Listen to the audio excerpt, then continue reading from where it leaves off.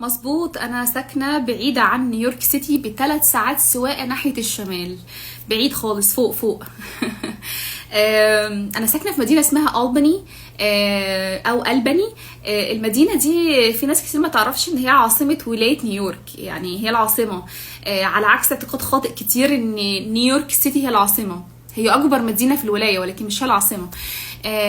فهي فوق في الشمال، هاديه مع نفسها كده. يعني عدد سكانها مش زحمة، حوالي 100,000 شخص هم اللي عايشين فيها. حتى المدن اللي حواليها هادية جدا، قريبة من مساحات خضراء كتير واسعة.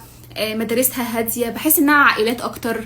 محتاج عربيات او وسيله مواصلات خاصة بيك تطلع وتتنقل بره المدينة وجوه المدينة.